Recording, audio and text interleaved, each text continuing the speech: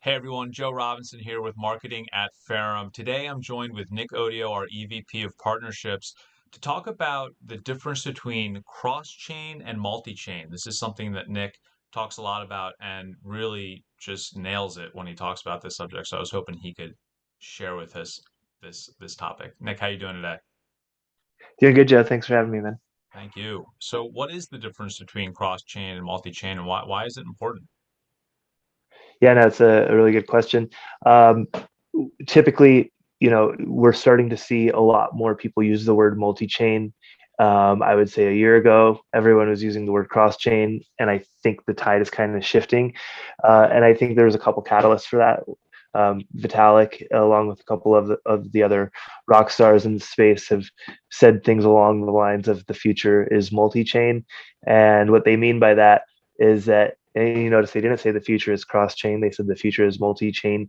And what they mean by that is that when you're talking about something being multi-chain, you're maintaining the native state of the asset across different networks, or you're maintaining the native state of the contract across different networks. So when you talk about multi-chain dApps, these dApps are being recognized on multiple chains. When you talk about multi-chain assets, they're being recognized on multiple chains. When you talk about cross-chain, typically you're referring to some sort of like minting or like wrapping type of function.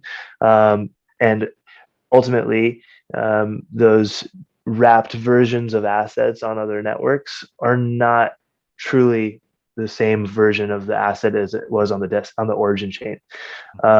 So it's essentially a different asset, not only from like the contract standpoint, from the way that regulators view the asset, but primarily, from most first and foremost, it's not technically the same asset. So when we say that we're maintaining the native state of assets across networks, that's what we mean by multi-chain. And when we talk about being cross-chain, we're referring to some sort of minting or the ability to mint a token, which is essentially what's called a wrapping function, right, on the destination chain. So what's really interesting is cross-chain is supposed to be, taking one asset from one blockchain to another blockchain.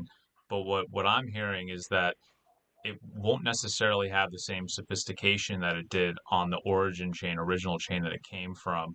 Whereas multi-chain does allow for that more sophisticated contract that's been written up where the chain has been deployed to exist in multiple chains. Is that kind of a good Yeah, that's a breakdown good of way. it? That's a really good way of putting it. Yeah, I think of cross chain is like it's like moving it. It's like quasi moving it across chains, right? Because they're Right. like we're technically getting rid of one asset on one network and minting a new one on the other network that's supposed to be the same but isn't really the same, to your point. Whereas multi-chain is more of an omniscient, right? I think that's the word, right? Like Sure. omnipresent, right? Sure.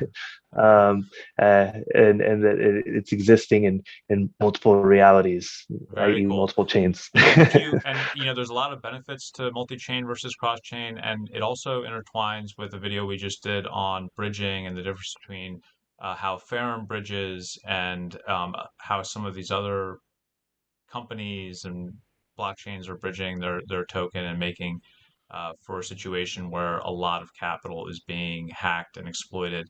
So please check out that video that's below. And if you want to learn more about Nick, there's a Meet the Team uh, YouTube link down below as well. Please subscribe to our YouTube channel. And Nick, thanks so much for joining us today. Really appreciate it. Thanks a bunch, Jeff. Appreciate it.